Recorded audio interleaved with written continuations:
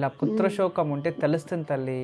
అలా ఇంకా ఉన్నప్పుడు తెలియదు కదా స్వామీజీ. అప్పుడు ఇంకా పెళ్లిళ్ళు చేసి ఇచ్చిండ్రు, ఇంకా అయిపోయింది కదా స్వామీజీ. దానికి సంబంధించినట్టుగా ఉమ్. ఏదైనా పరిహారాలు చేసుకుంటే అలాంటి గండాంతల నుంచి బయటపడచ్చు. కానీ ఏదో అయిపోయింది. ఇక ఇప్పుడు నేను కొన్ని ఏదైనా పూజ చెప్తే మీరు 1 సంవత్సరం దాకా చేయకూడదు తల్లి. అవును స్వామీజీ. మీరు ఒక పని చేయండి. ఫస్ట్ మొదటిగా అబ్బాయికి మోక్షం లభించాలని సంకల్పం చేసుకుంటూ గోకర్ణ వెళ్ళి మోక్షనారాయణ బల్లి ఒకసారి చేయించండి. సరే స్వామీజీ. అది మీ కర్తవ్యం, అది మీరు చేసేయాలి. తర్వాత ఈ ఏదైతే మీరు ఇల్లు కట్టాలి, ఇల్లు కావాలి అని అనుకుంటున్నారో దీనికోసం సంకల్పం చేసి ప్రతి బుధవారం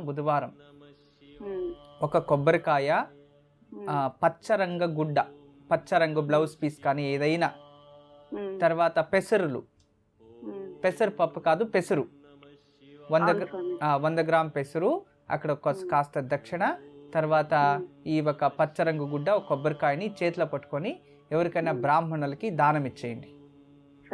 ఇలా ఒక 16 వారాలు చేయడం వలన త్వరలోనే మీకు గృహయోగం ప్రాప్తిస్తుంది.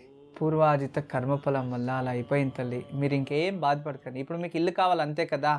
అవును స్వామీజీ. ఇప్పుడు మీరు అన్ని రెడీ ఉన్నాయా తీసుకోవడానికి?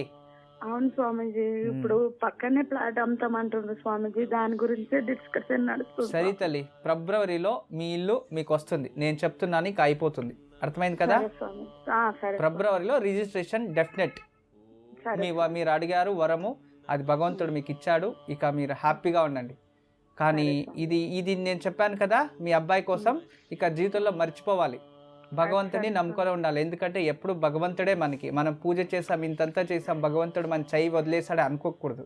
ఎందుకంటే ఇంకొక అబ్బాయి అనుకోలేదు స్వామీజీ. మన కర్మ అంతే. కూడా ఇప్పుడు ఏంటంటే వెళ్తలేను అంతేగాని గుడికి వెళ్ళి చేస్తలేను గాని నేను ఎందుకు స్వామీజీ, మనం వర్షం వస్తుంటే కూడా బయట వండుతుంటే ఆ గురువారం రోజు వర్షమే ఆగిపోయిన రోజులు ఉన్నాయి స్వామీజీ. అట్లా నీతిగా వెళ్ళి చేసిన స్వామీజీ నేను. ఉన్ని తల్లి, అది భగవంతుడు నీకు మోక్షాన్ని ప్రసాదించి అంతులేని ఆనందాన్ని ఇచ్చే ఒక మోక్షాన్ని ఇస్తాడు తల్లి. నువ్వు మంచిదానివి, నీకు మంచిదే అవుతుంది. ఏదో పూర్వాజిత కర్మఫలం వల్ల ఇలా జరిగిపోయిందంటే పుత్రశోకం అవ్వాలి. ఆ ఒక బాధ నువ్వు అనుభవించి నీ కర్మ అంతా తగ్గిపోయింది.